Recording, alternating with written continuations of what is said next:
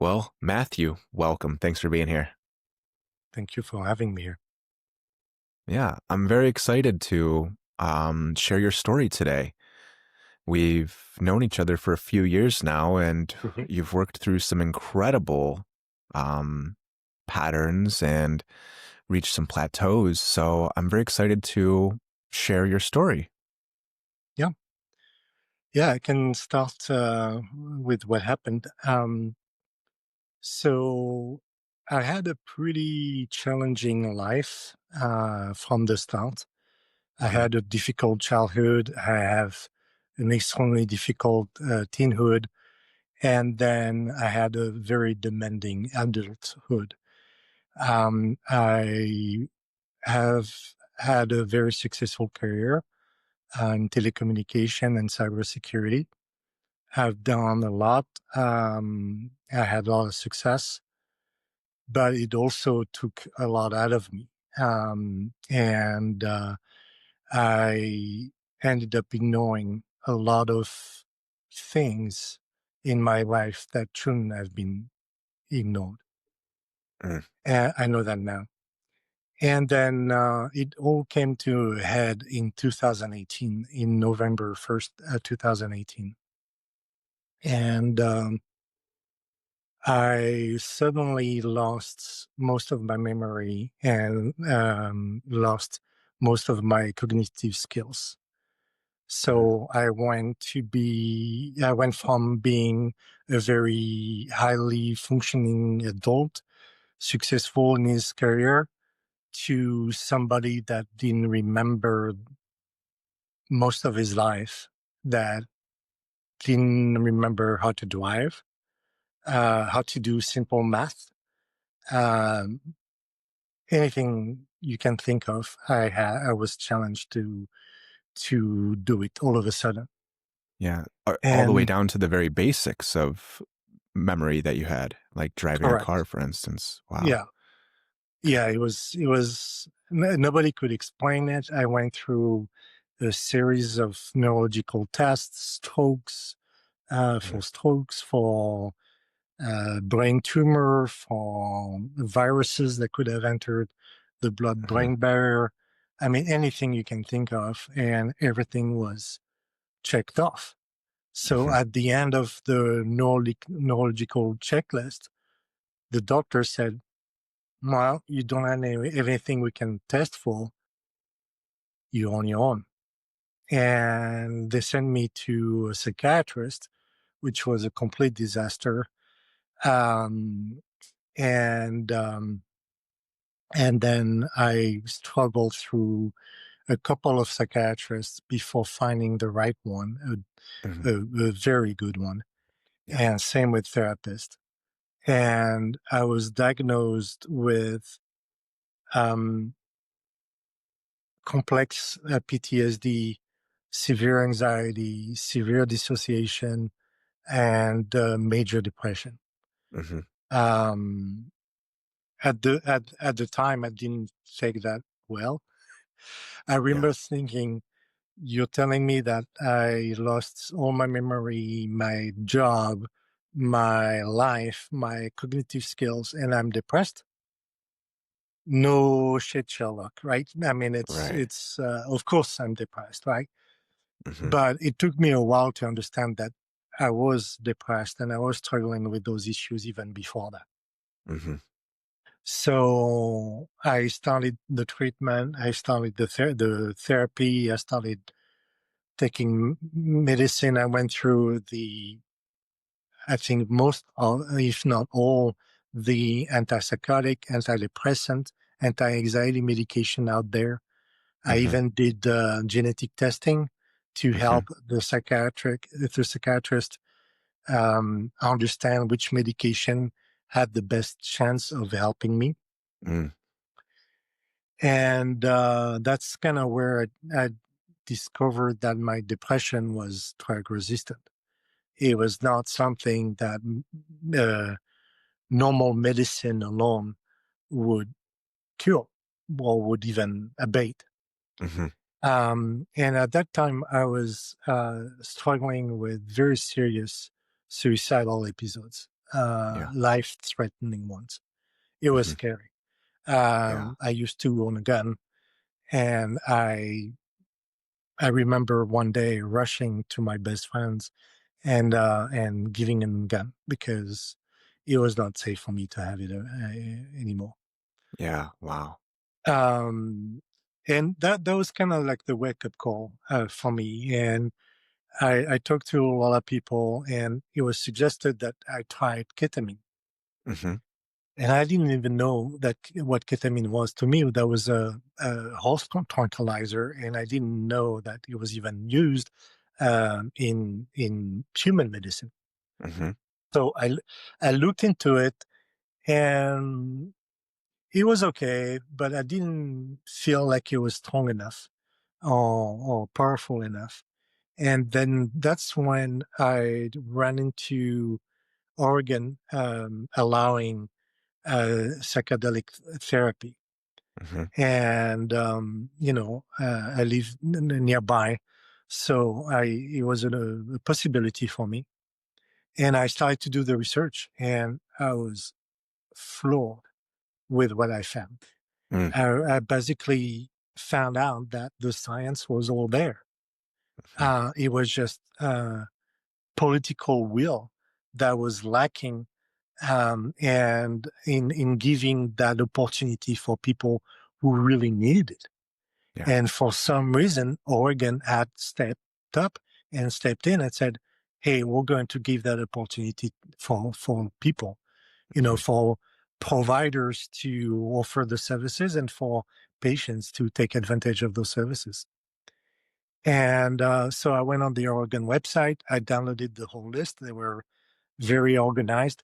The whole list of therapists that they had given a license to, and I went through all of them. And I found you. I found your website, and your approach was different. Your approach was, yes, we'll go through a psychedelic session, but we'll have 6 weeks of preparatory work beforehand and 6 weeks of integration work afterwards. And I found that very responsible, very reassuring from somebody who believes in science, who believes in the facts and data. To see that approach, that made me feel more comfortable. So Mm. I jumped on the call with you and Claire, and right off the bat, it was obvious that it was the right fit. That this is what I was going to do, and this had potential to help me. Yeah. And and of course, every psychotherapy, you you get what you put in, right? I Hmm. mean, it's true of everything in life, but in psychotherapies, it is very true. And if you're talking about psychedelic assisted therapy, it's even more true, Hmm. because the science is there, right? It allows you to have the he gives you neuroplasticity, right? It gives Hmm. you a chance to go through your brain pathways and rewire the stuff that is not working for you Yeah. and replace it with new pathways, right? So of course, if you take psychedelic one day with your friends and it doesn't lead to anything, well, yeah, that's not surprising. But if you do it in a way, working with a therapist for 6 weeks prior, understanding what's going to happen, understanding what you're looking for, what you're after, and and going through the session with the therapist, with the nurse, and then 6 weeks after that, going through all the integration, talking about what happened during the session, how are you going to change things afterward?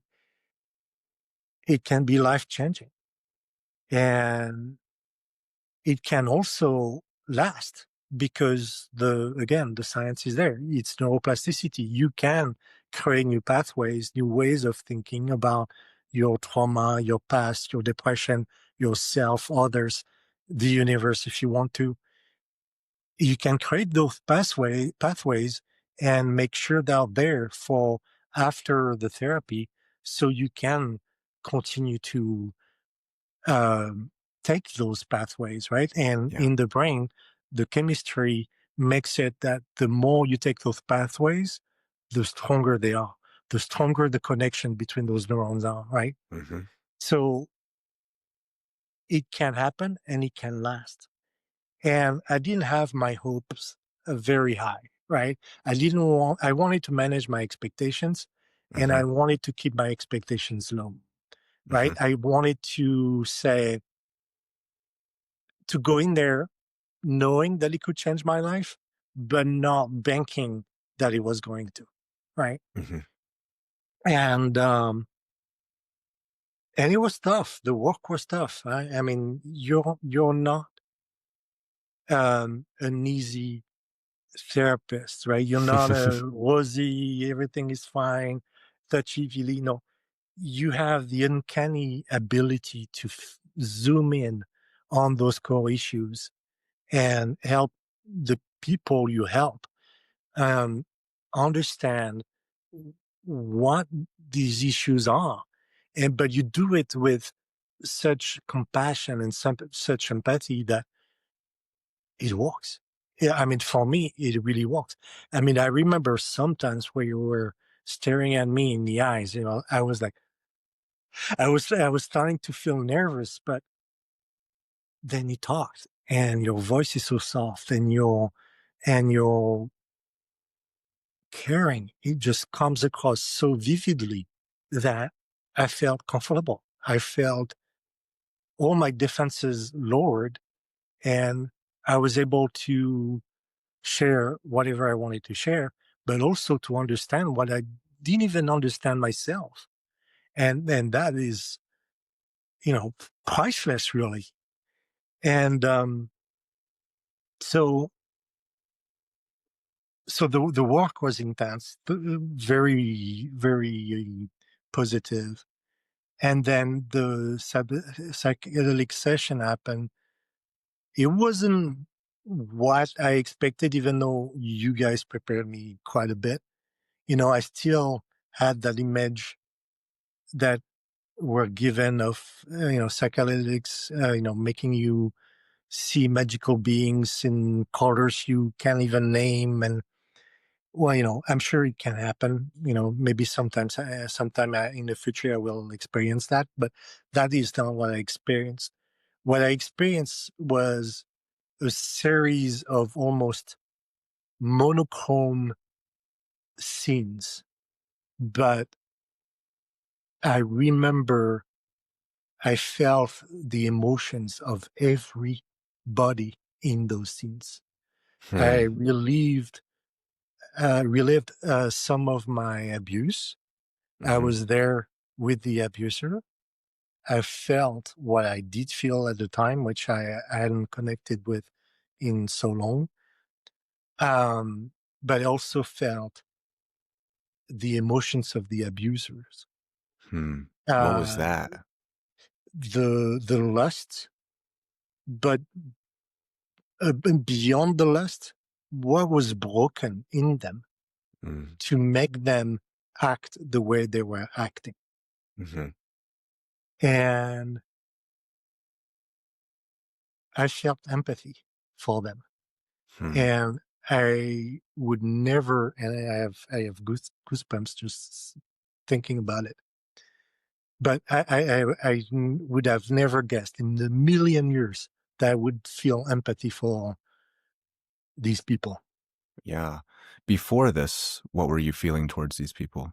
Hate, Hatred. absolute hatred, Yeah. absolute hatred, and to the point that I would have committed the worst crimes in Yeah. order to uh, um, ease that hatred.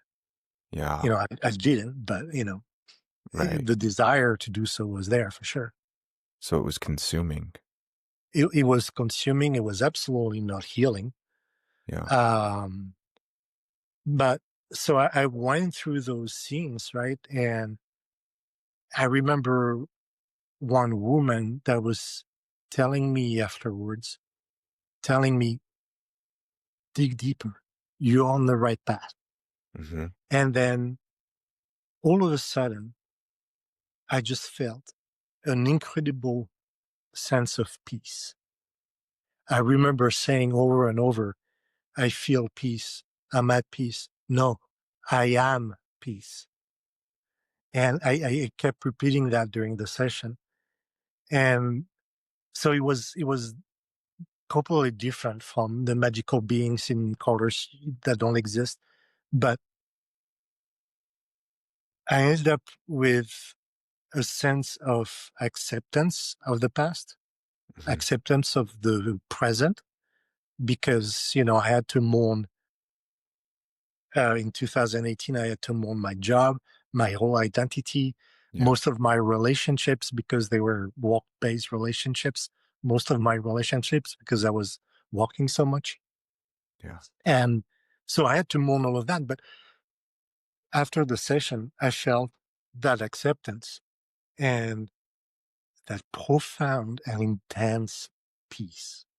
Hmm. And if the integration work hadn't happened after the session for the 6 weeks after that, I don't know if I would have stayed with those feelings, with those emotions, with that acceptance, with that peace.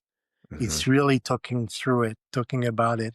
And like I said, taking advantage of those new pathways and make sure those new pathways are exercised and you do understand what can be different afterwards. Yeah. And go ahead.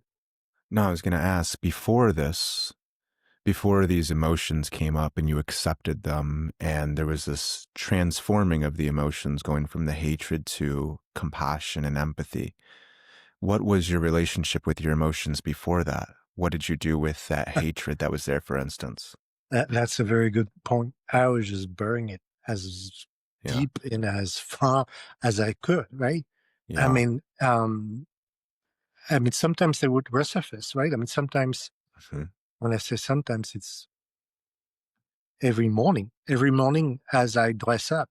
If I don't dress up in the right sequence, in the right way, I get Mhm. triggered.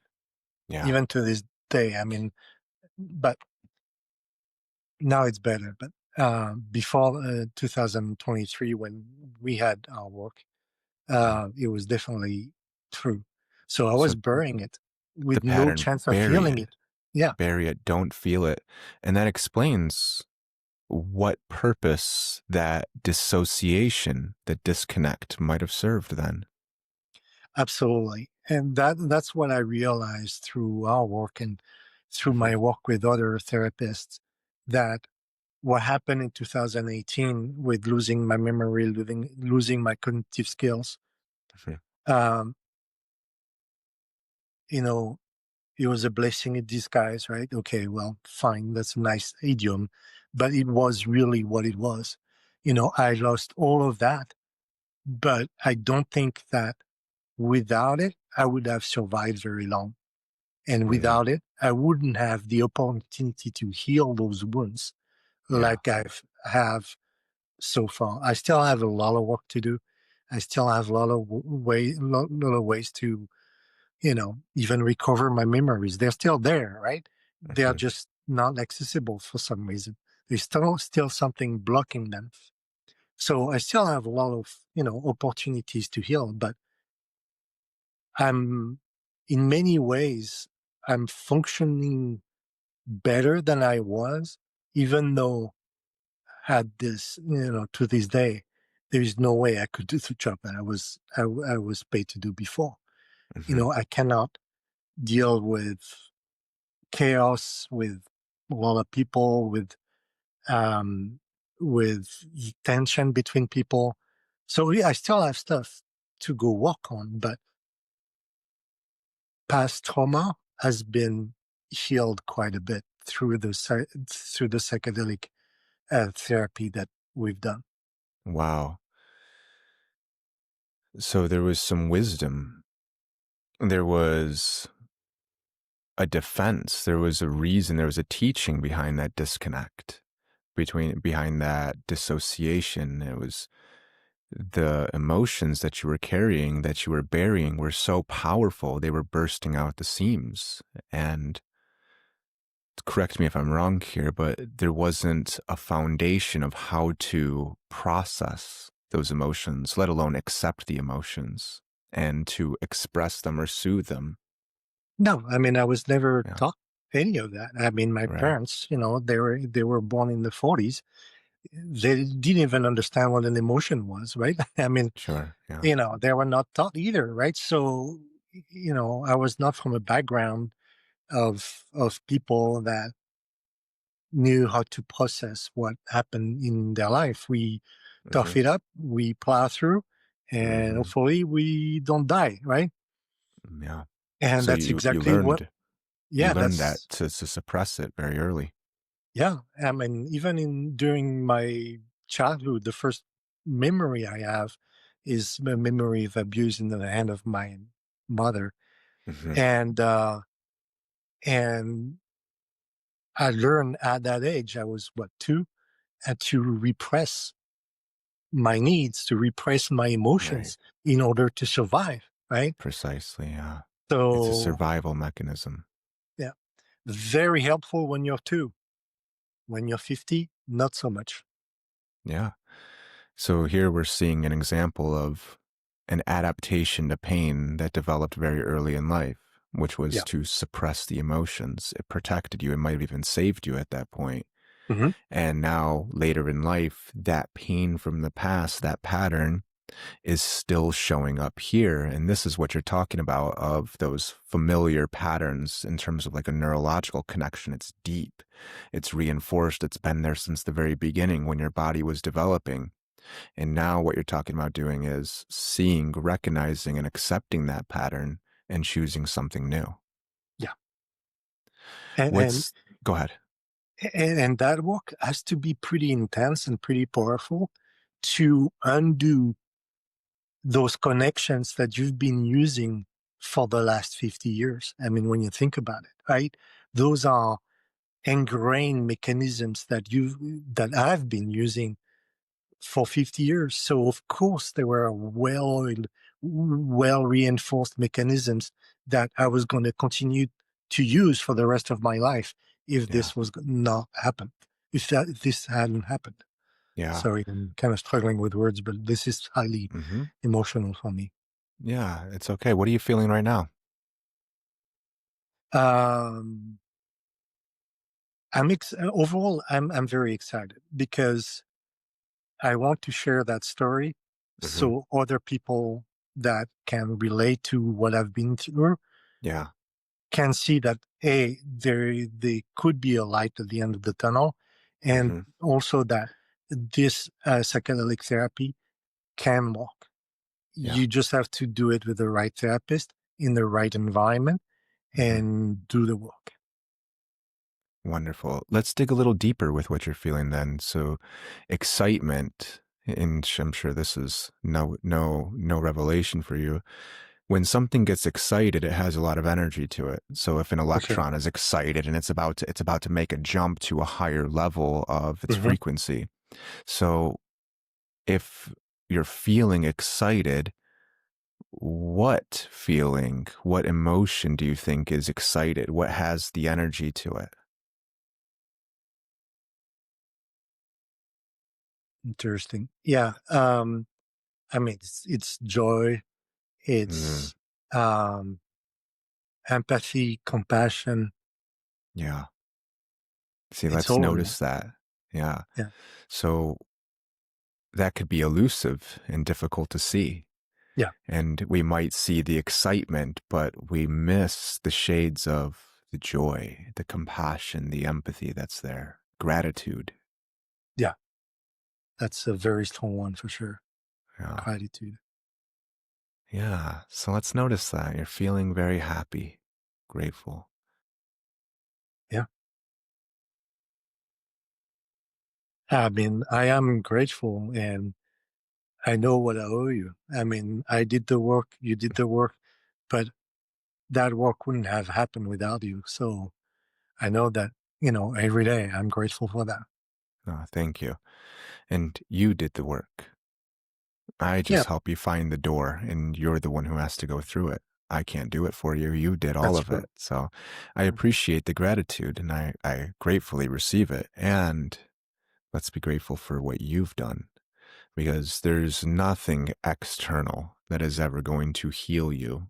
All Yeah, of the wisdom that knows how to do it and the ability to do it, and then, of course, the doing it is you. yeah, that's very true. Yeah. So, Yeah, this is not like taking a pill, of course. it's work. Yeah. A lot of people think that too. And I Yeah, thought that for a while too, is this is a magic pill. We yeah, always want the external thing to come and save us, but yeah. that's not the case. Mm. Yeah. So let's take a moment and just have a moment of gratitude for the process. You went from being suicidally depressed, running to your friend's house to give him your gun because it was dangerous to have that around because at any moment you could have made that decision. You Oh, went I from know that that. that next bullet was mine. Yeah. No That doubt. that is like the last straw right there. That's the last Yeah, line. You came back from the brink all the way from the darkness to I feel gratitude, I feel happy, I feel joy, I feel compassion. yeah, yeah. I haven't had those suicidal episodes ever since. You haven't had any of them since then. Wow. No. I'm When I curious. said that you saved my life, you You did. saved your life. You I did it. know, I know, You I did it. know what you mean, but I Mhm. also know what I mean. You show me the Yeah. door. Yeah. You don't have to go through it alone. You're not Yeah, meant to go through it alone. yeah, Yeah. You had support. yeah. That's a big lesson for people. You're not alone.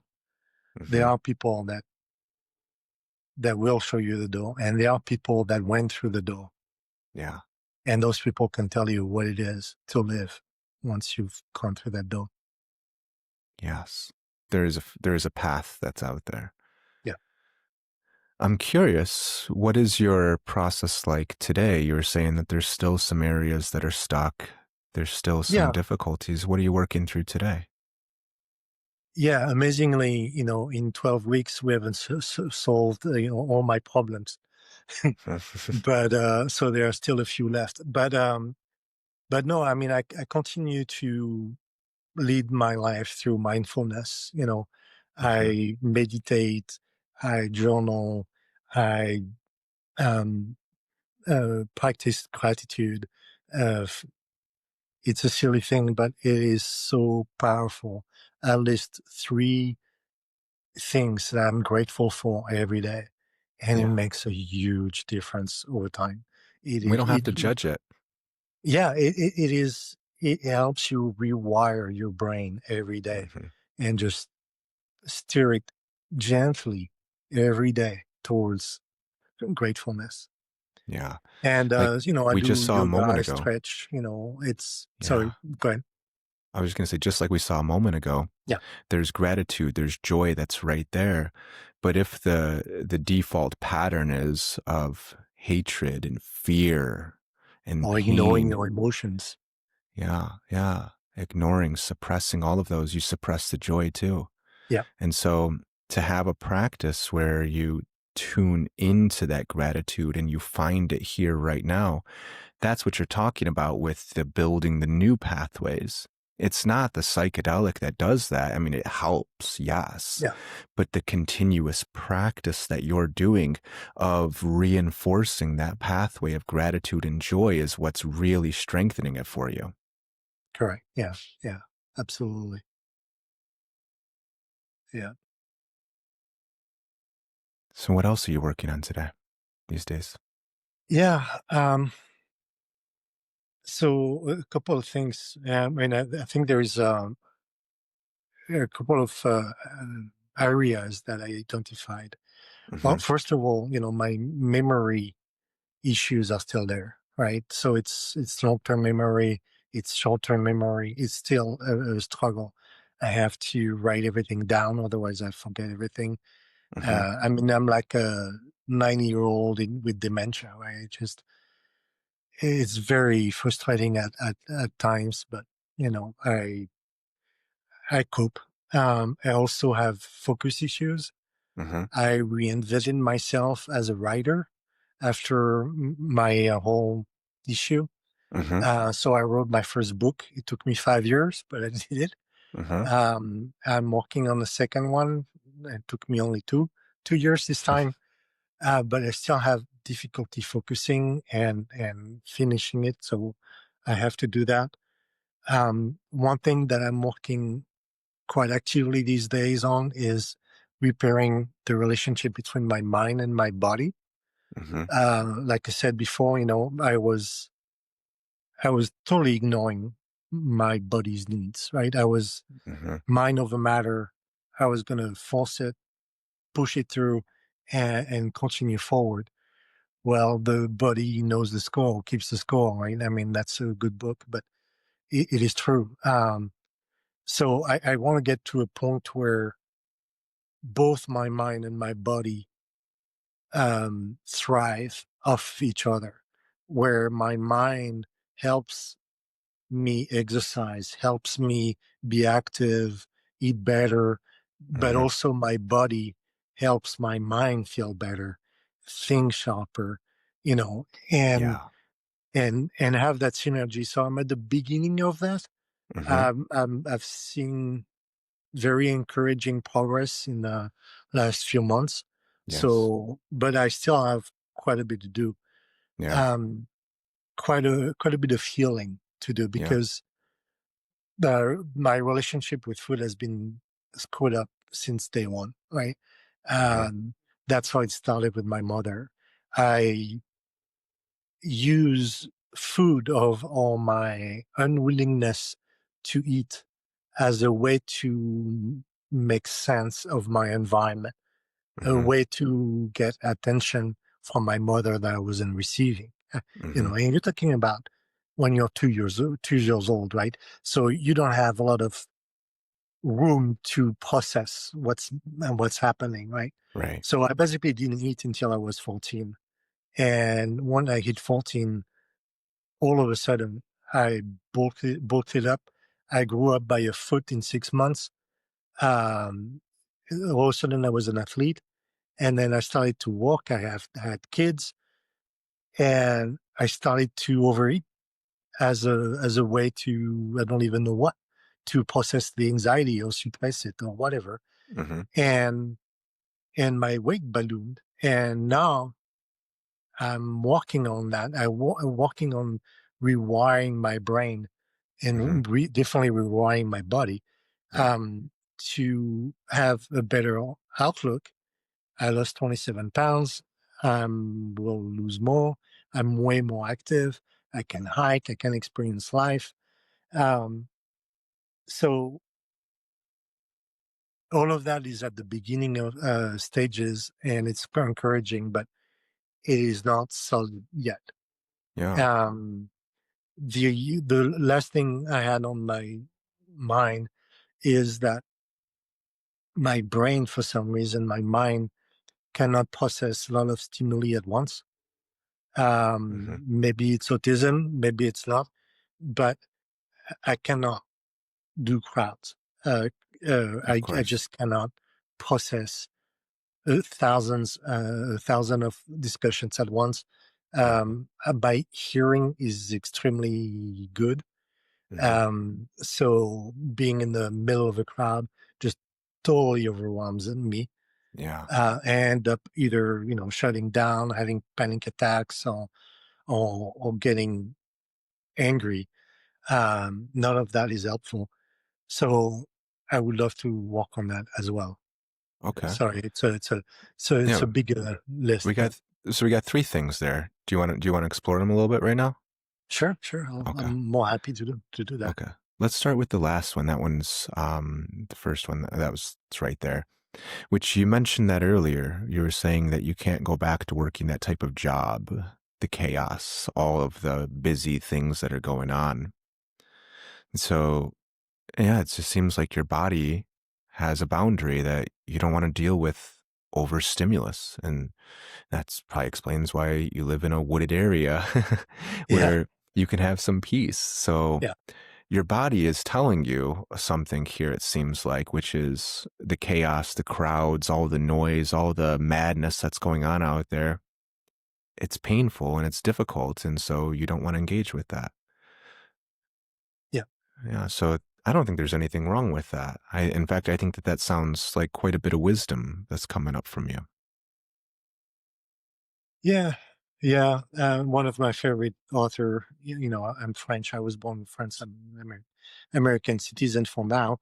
But one of my favorite author is Voltaire, and Voltaire went on and traveled the world, right?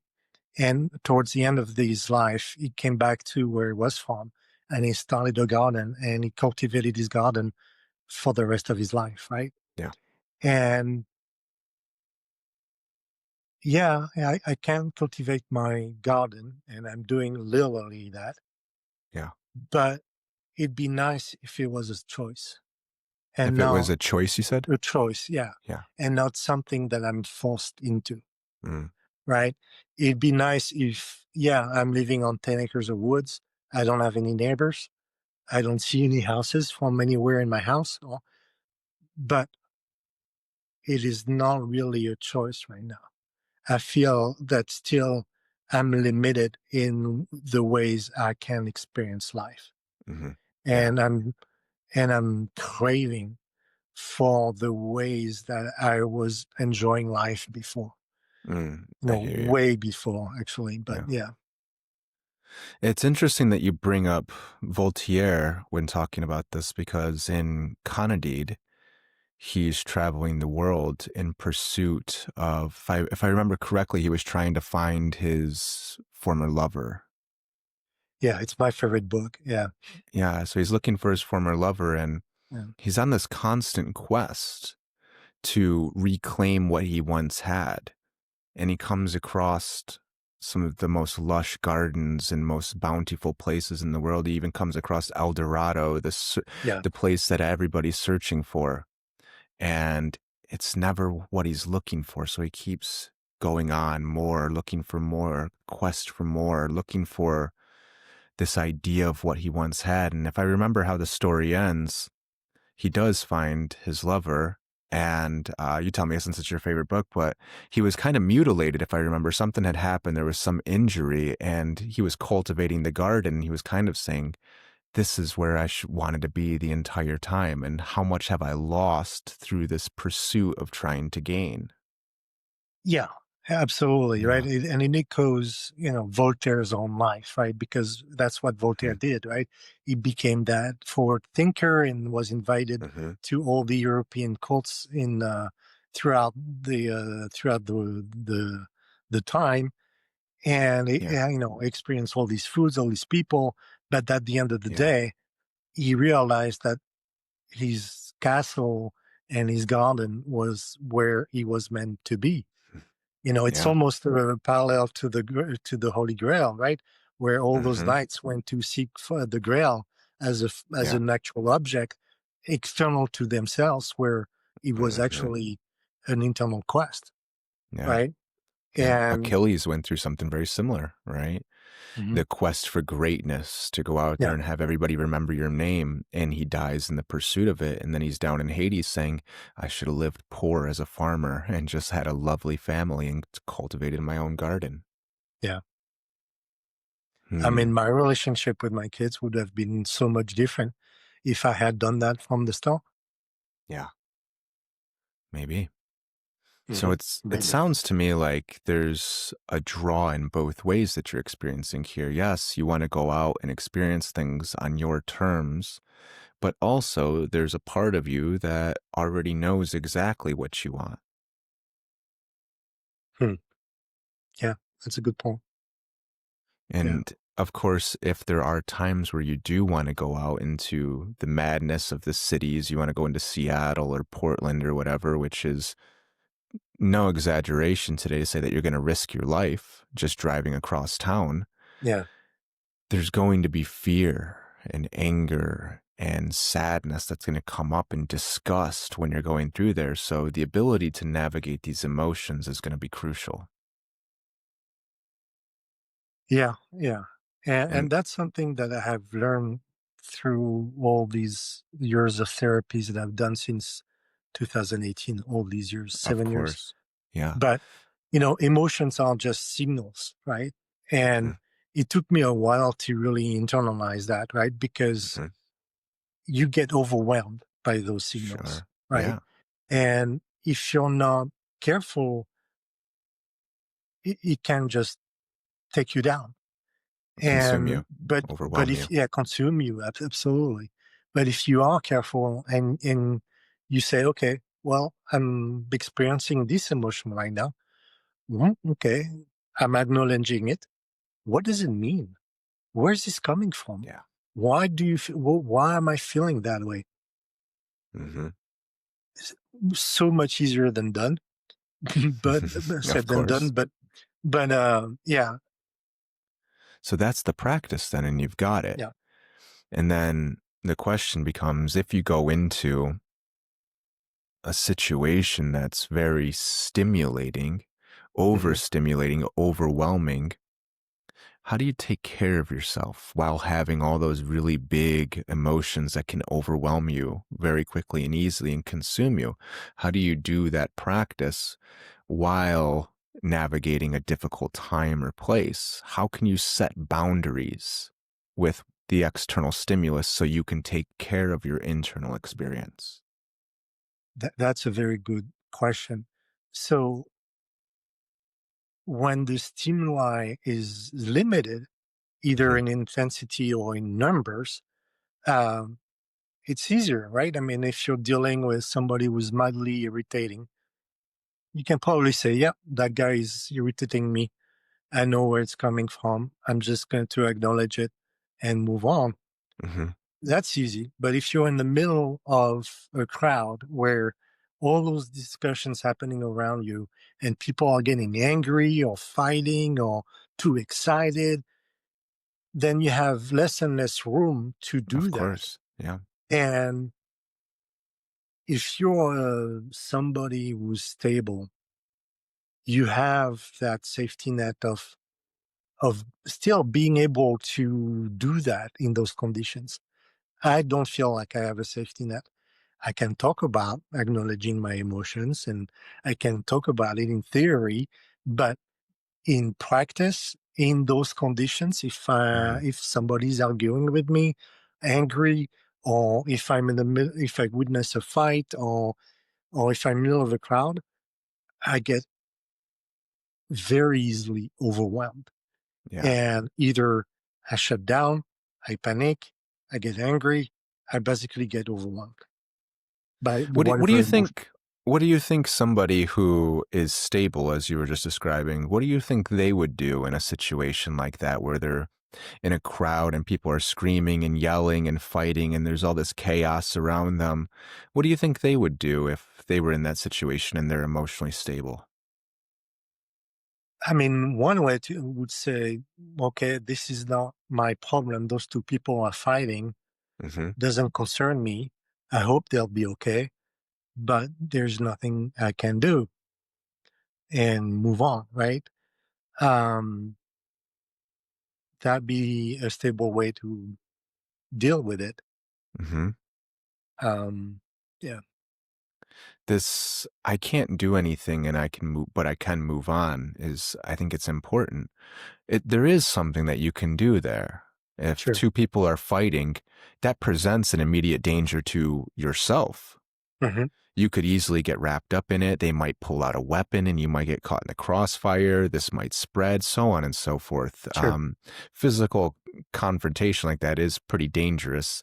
If you try to intervene with it, well, then it could get turned on to you and you can Yeah. get, charged with harassment or assault or whatever. So Yeah. getting involved isn't a good idea for the most part. I mean, we see his stories all the time where there's some sort of fight and a person intervenes, and then that person gets charged with all sorts Yeah. of crimes.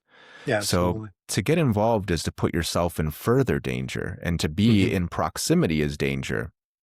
So, what do you think we could do in a situation like that? The chaos is happening, it's around us, it's not directly involving you or the people that you're with. What could you do to take care of yourself in that situation? Go to safety, right? Leave Leave, the leave. immediate surroundings. Yeah. Yeah. Set boundaries. And the way you set Yeah. boundaries is you leave. Yeah. Yeah. So, and of course, then that asks, well, why would anybody want to go into that situation where the chaos and the fighting and everything is happening?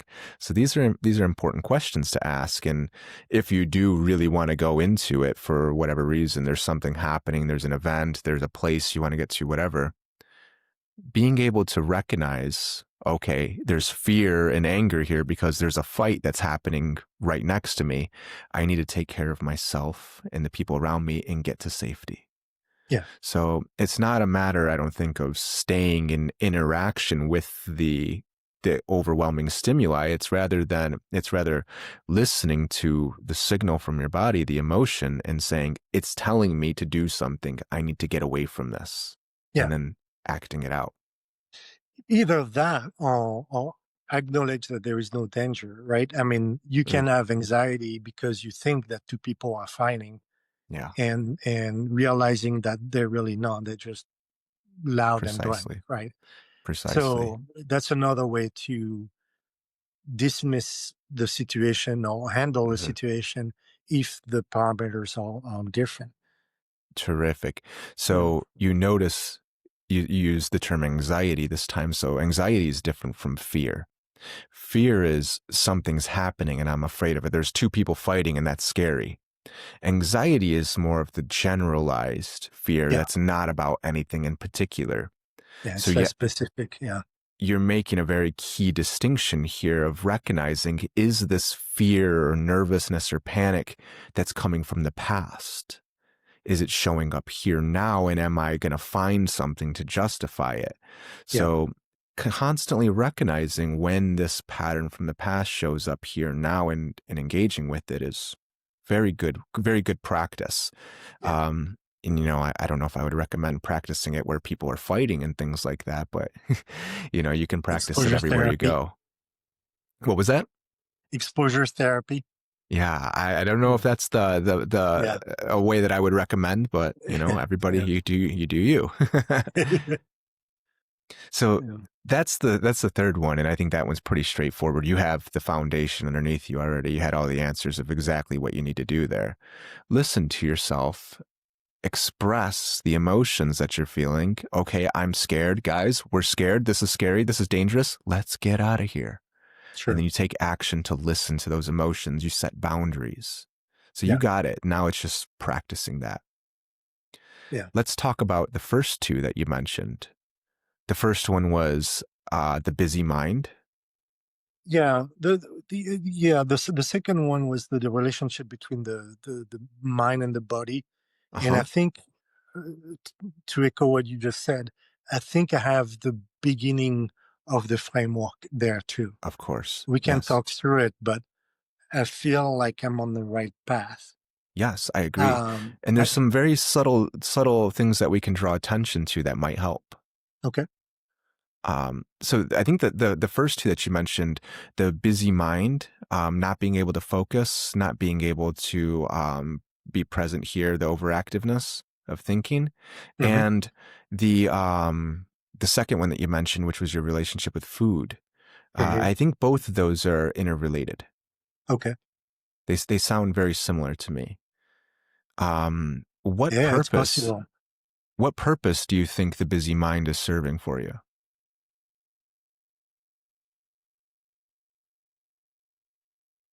That's interesting.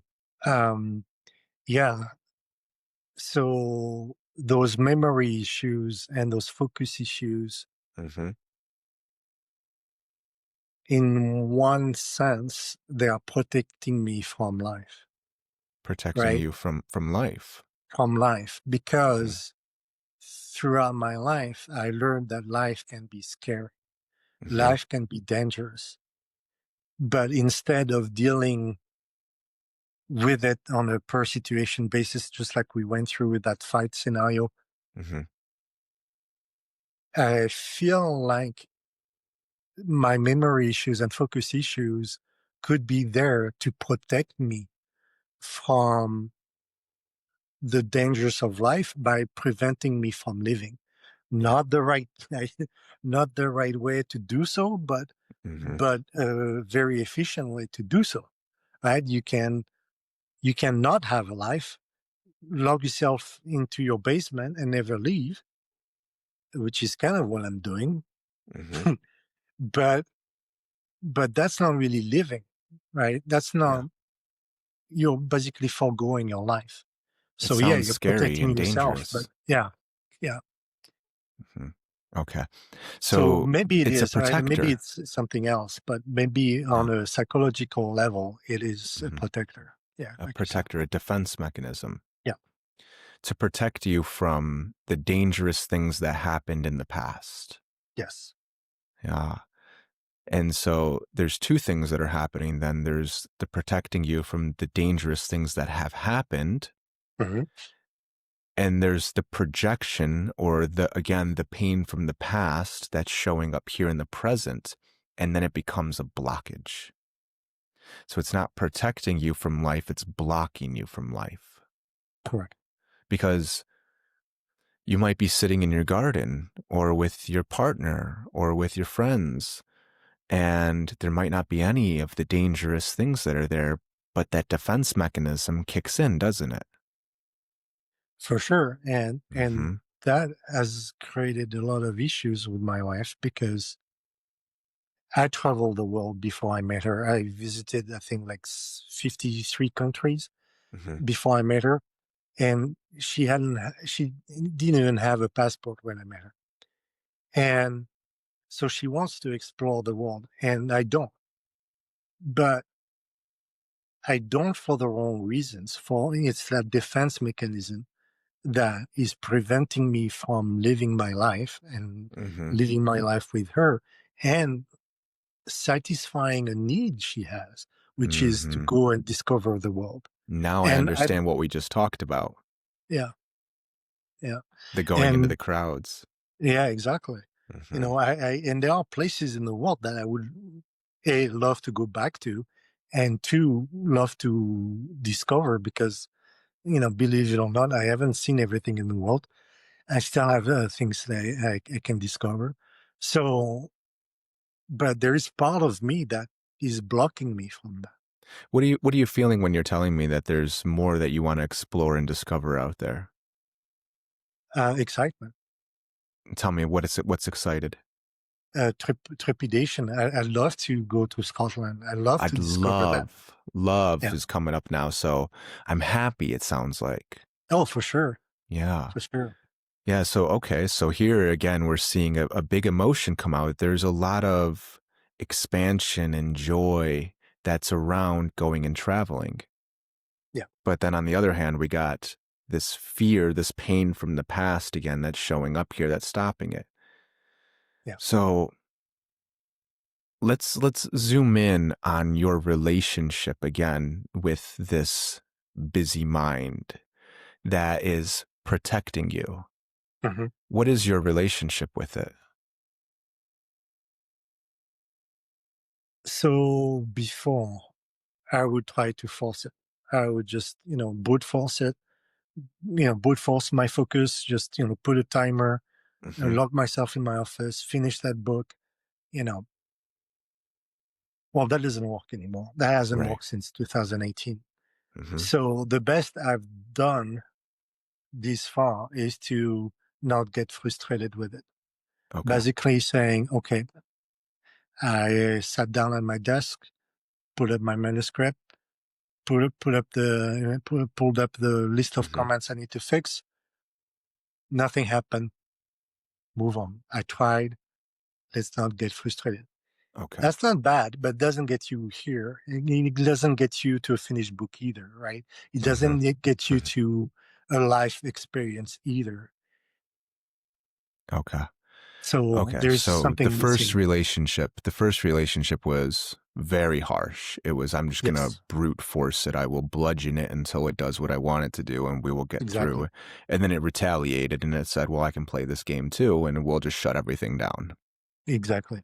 Okay, so the first one was super harsh. The second one is, let's not get frustrated with it. Let's just let it be. Yeah. Um, hmm. I'm imagining like a child that we might be interacting with. And if the child is not performing or doing the thing that we want him to do or her to do, then we just say, I'm just not going to get frustrated. I'll just let it go. And then we just Yeah. let the child go and do what they want. Yeah. But the child has needs. And one of those needs is to be valued and to be accepted and to be able to rest into the relationship without having to perform for the acceptance. Wow. So they can't, when we put them under evaluation, that creates a tremendous amount of stress. Sure. And here we're seeing a bit of evaluation. Don't get frustrated with it. Just let it go. Wow. Yeah. It's not doing what I want to do. So just let it go. There's Yeah. conditions But here. my need to be validated as an author, Uh-huh.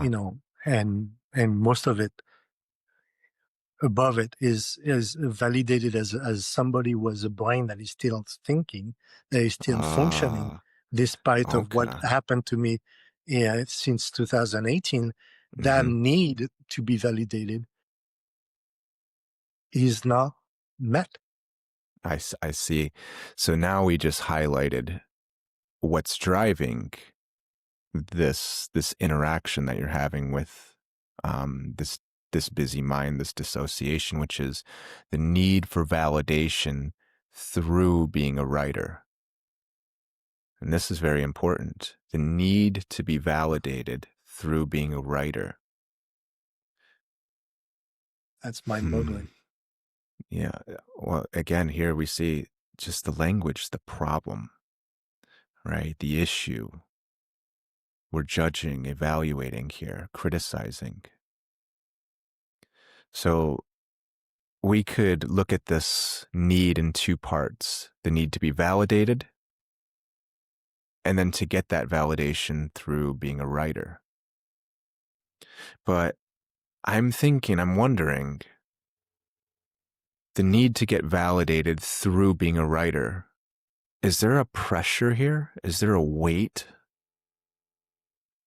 And no, well, yes, there is a weight, but it's not external. Yeah, it's I not couldn't external, right? I couldn't care less about being recognized as a writer Mm-hmm. by the industry, by readers, by people in the street. I Mm-hmm. mean, not that I dismiss people, but what's driving me is me wanting to make sure that my brain is walking, Mm-hmm. Okay. that I'm So still capable of thinking. terrific. Okay. So the need for validation is not through being a writer. It's not about the publication and the reviews and the awards and the sales. No, That's not it. correct. It's not an external process, as you just said. Yeah, It's an internal process. correct. So here's a question. Who are you trying to get validation from then? I laugh because you always ask the right questions. Uh, and I don't know that which are the right questions until you ask them. Um, yeah, that's a good question. I mean, it has to come from my dad, right? I mean, my dad was a extremely bright person, Mhm, but he never ever acknowledged anything good about his kids, even though they mhm. were bright and successful. Yeah. Well, I'll give you a spoiler here, is even if you could get the validation from your dad, just like you said a moment ago, it's not external. Yeah. It's not going to change the dynamic that's going on inside of you. And again, Yeah. if your peace is dependent. So you'd find peace if you get the validation. If your peace is dependent on somebody else's actions, that's going to forever make you a victim. Your peace is dependent on somebody else. A victim. Mhm. Yeah. So let's revisit it. Let's look a little deeper here. We're really close. Who's the person that this validation needs to come from? Myself, for sure. Yeah. And we can see here, so your dad never gave you any validation, never said anything nice, never acknowledged or accepted, always judging, always evaluating, criticizing. You could never meet those expectations. And so when this defense mechanism that you have, the busy mind, kicks in, how are you treating it again? Let it be. Let it be. Yeah. Yeah, let it be whatever he wants to be. Let it be whatever it wants to be. Okay. Terrific. Are you validating it? Are you accepting it? Or No. is it more of, I want it to be this way, and if it's not that way, then I'll just let it be whatever it is? I'm accepting that I'm a victim today. Mm. Mm-hmm. Yeah. I want to write. I can't. I'm not going to get frustrated about it. So I'll be a quiet victim. A quiet victim. Okay. Yeah, talk about triggering past traumas. Yeah. Yeah. There it is. So that's the familiar pattern right now. That's strong. Yeah, yeah. Let's start creating one that's outside of that. What would it look like to become your own hero?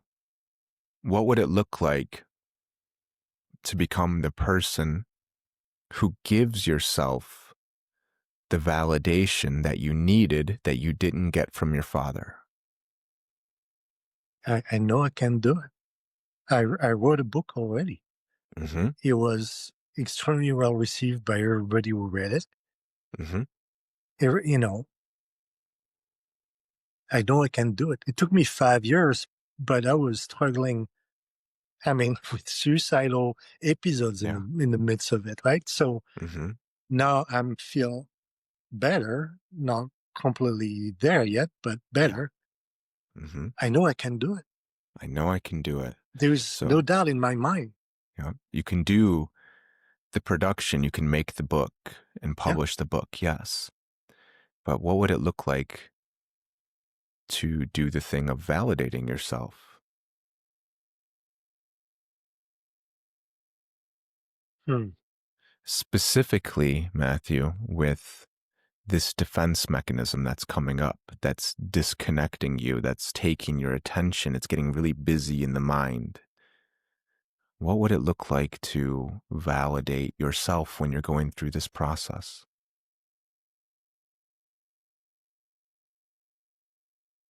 Somehow I need to reassure that defense mechanism, Mhm.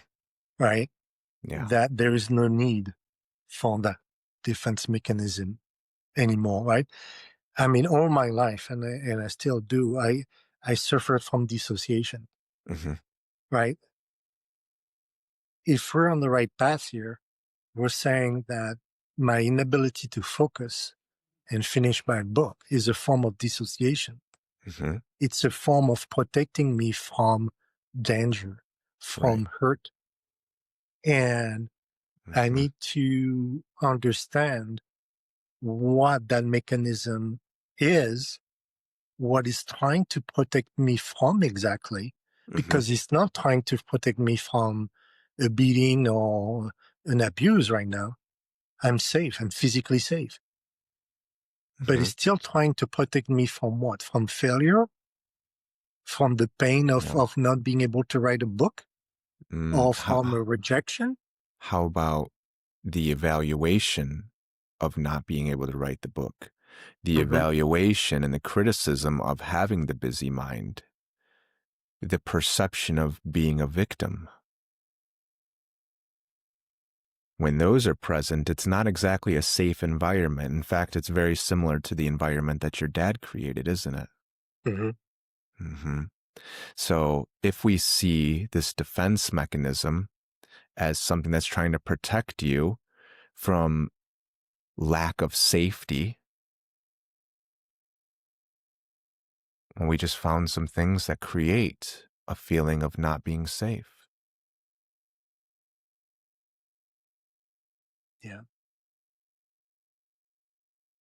So what would it take when this defense mechanism of the busy mind is kicking in? What would it take to create a safe relationship with it? To listen to it, to To acknowledge listen it, to it. Yeah. right? To Uh-huh. say, just like we talked about emotions a little bit earlier, right? Mm-hmm. To say, yeah, I acknowledge you're here. I understand what you're telling me. I could be in danger. I understand where you're coming from, Mm-hmm. but I am not. I am not in danger. I Yeah. know I can do this. I know I did it in the past. Mm-hmm. You have nothing to fear. You can relax. Mm. Yeah. Talking to it like that could be really useful, Hmm. but it's coming up because there is something to fear.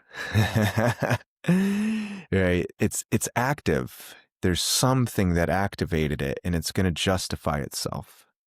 Hmm. So Yeah. the relationship with it is what I'm suspecting is what's activating it. So if you're having that conversation with it, I think that's going to be very useful to Uh-huh. listen to it, to say, I see you. You're coming up right now because something got activated internally inside of me that justified you stepping up and trying to protect me. Hmm. And so this defense mechanism of suppressing emotions or disconnecting from emotions, it developed, you said, when you were 2 years old. Sure. Yeah. And at that point, it's fully developed. So this Yeah. goes way back to your earliest development. Yeah. If you saw a 2-year old who was scared because they're not safe and they were very defensive because of that, what would you want to do with that 2-year old, especially if it was like your son or your child? What would you want to do? Reassure them. Reassure Sit them? down. Yeah. Yeah. Yeah. Yeah. What would it look like? It's funny because it just happened to me 2 weeks ago. Uh-huh. I found a 6-year-old girl barefoot on the road, Hmm. and she was in tears, panicked, and I had to reassure her. I stopped my car, sat down on the road at her eye level, you know, connected with her, make sure that she understood that now she was safe. A neighbor came in, she she got her parents, but yeah, I mean exactly that. Terrific. Reacting with empathy, care, you know, and Hmm. reassurance to that 2-year-old. Perfect. So when this gets activated, we could see it as that 6-year-old that's on the side of Yeah, the road yeah, barefoot, yeah, alone. yeah, yeah, And rather than saying, oh, just let it be, oh, you're walking on the side of the road barefoot, I'll just let you handle that one. No, yeah, no, no. Let's get down to eye level yeah, and say, oh, you poor thing, you don't have to go through this alone. yeah, I'm going to be with you. I will listen to you. And rather than trying to brute force through it and say, okay, it's here, I'm still going to try and write, or okay, we'll let it be and I'll just be the victim for the day. Let me actively engage with this defense mechanism that's here. Let me mm, actively participate and attune to it emotionally and see why it's here and listen to it. And let me spend some time with it and connect with it and see if I can comfort it in some way. yeah, And then let's see what happens to that busy mind when you do that. What yeah. happened to that 6-year-old? The parents came and she was rescued and she was taken home. What do you think happened to her emotions, that sense of panic and distress that she was in when you found her? Oh, it disappeared because I basically started to ask the name of her best friend and who was her teacher. And so I made her connect with other parts of her brain that Yeah. took her out of that distress that she was in. Uh, I laughed because those were questions I would not have even thought to ask. Oh, yeah. Yeah. So incredible. So you Yeah. saw it in real time, this whole thing play out of when there's distress, when there's panic, when there's a lack of safety, the way to work through it is to cultivate safety. And the way to Yeah. cultivate safety is to be present with it. I see. So now you know exactly what to do. Now it's just practicing it. It's mind boggling that I instinctively know Mm-hmm. what to do with a 6-year-old girl running barefoot on the road. Yeah. But when it's my life, when it's me, Mm-hmm. I don't know what to do with it. I don't know to Yeah. do with those focus issues that are basically this analogous to that 6-year-old. Mm-hmm. I would push on that story, Matthew. Yeah. I would say you know exactly what to do. It's in the wisdom's inside of you. There's a Okay. blockage. There's a little disconnect there where it's very challenging to apply that wisdom to you. Yeah. And Okay. that disconnect that's there can be mended, just like all these other new pathways, new patterns that you're building. This is one that you can strengthen and reinforce. The wisdom that knows exactly what to do is inside of you, and you've just shown that multiple Yeah. times. Yeah. So let's try to build some trust in that wisdom and keep reconnecting with it as frequently as you can. And the more, like you said earlier, the more that you do it, the stronger that connection will become. You know exactly what to do. The wisdom's inside of you. You can easily apply it in multiple situations where most people might not know what to do. You were able to immediately tap into that wisdom and utilize it and apply it in real time. So the capacity is there. Yeah. Let's try and use that exact capacity for you. Yeah. It's just incredible. You can bet that that's the first thing I'm going to do once we are done with the call. Yeah, I'm wonderful. gonna go downstairs in my office and have that discussion exactly with that 2-year-old and trying Hmm. to block me from finishing the book Yeah. because it's written Hmm. already. I just have to fix the comments. Yeah. And so here's something else that you can do that's a part of this as well. It's just one level deeper. And this is something that I do quite frequently too, Okay. is that defense is there from a lack of safety. And the lack of safety is being evaluated and criticized and punished and exiled. Mm-hmm. You want validation. Mm-hmm. So try to, when you have that dialogue, and you can do this right now, is try to give yourself that validation.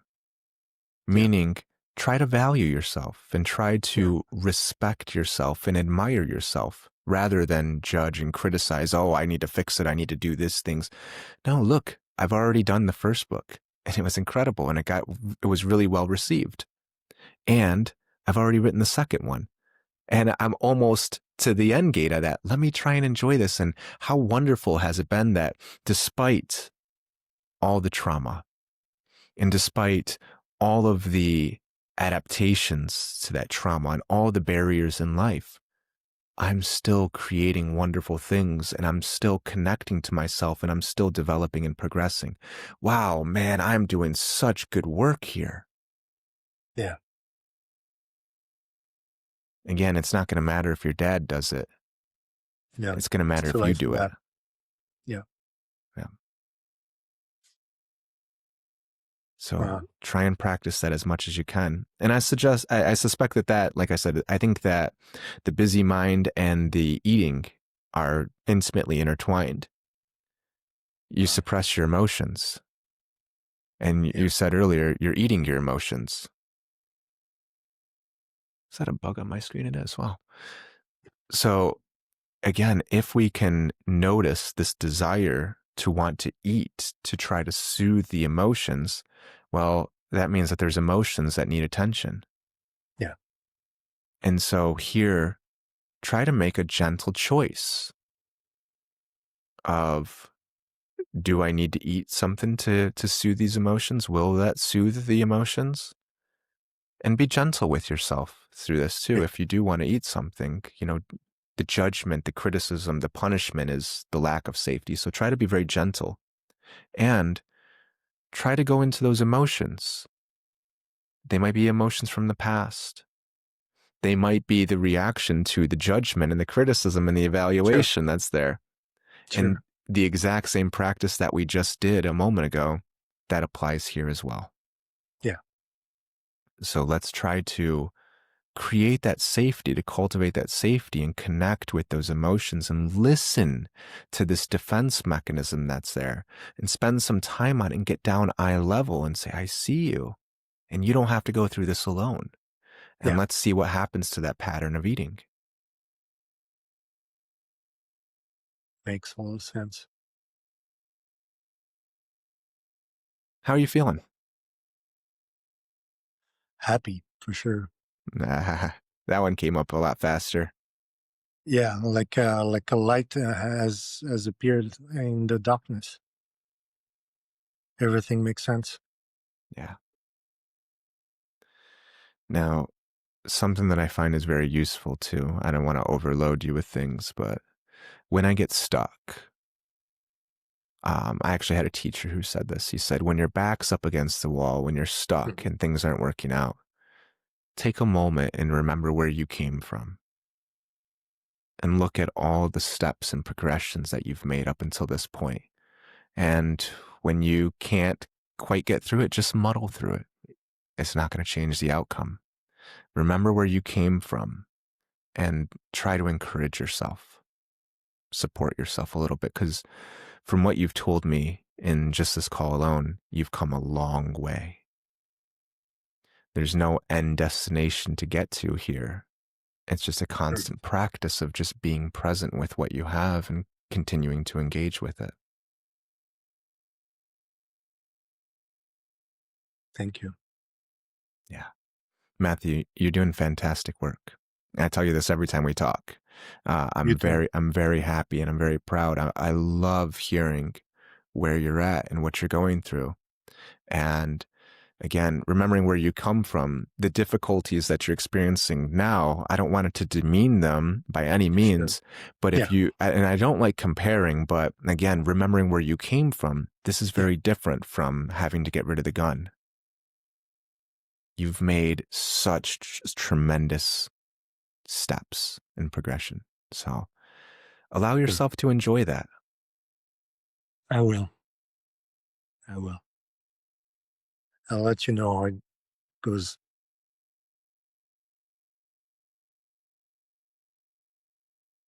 Yeah. I'm happy. I'm hopeful. Yeah. Allow yourself to have Thankful. those. Mm-hmm. Yeah. Thankful for all the work that you've put in. Yeah. Yeah. That too. First and foremost, it's great to be thankful for people like me and other therapists that you've worked Yeah. for, and I gratefully receive it. I'm very happy Sure. to receive that, and to remember you did it. Yeah. Just like how being happy can be elusive to recognize. Hmm. Here's that disconnect that we were just talking about of, I have all the wisdom, I know how to do it, I know how to get eye level with the 6-year-old, but I just have a difficulty doing it for me. So here's one extra area, all that gratitude for me, because Yeah. I did it. You did it. Yeah. Another opportunity for validation, for Yeah. self-validation. There's this little clip of the rapper Snoop Dogg, and he's talking about, he's got getting an award or something, and he gets up there with the microphone, and whenever somebody gets one of these awards, I would like to thank my parents, I'd like to thank my manager, I'd like to thank my partner. He gets up there and he goes, I would like to thank me for always showing up for me when nobody else was showing up for me. I'd like to thank me for showing up when I didn't feel like showing up. And he goes Yeah. on and on and on. And he just has all these things that he's grateful for, all the ways that he showed up for himself. And it's kind of comical and it's funny because I mean, he's very comedic and very Sure. entertaining, but it's a great lesson to see Yeah. how we can apply where we would have normally given that gratitude away, which is great. It's great to give other people gratitude, but it's also great to give ourselves some gratitude. Wisdom can be found in the most unique ways. That's right. Yeah. I'll have to look it up. I'm going to watch that clip too. Yeah, it's funny. It's great. And it's great to apply to ourselves. Well, Will do. Matthew, this has been great. Thank you so much Same for here. sharing your story and your wisdom You're and for welcome. working through things in real time with me. I really Yeah. appreciate you showing up like this. Yeah, absolutely. It was such an opportunity, such a pleasure. Is there a last message perhaps? And if not, that's okay. But is there a last message that you might want to leave for anybody listening to this? The door exists. You have trust that people like you, Julian, can show the door, and trust yourself that you can go through the door and that there is something on the other side of the door. There is hope. Beautiful. Thank you, Matthew. Thank you.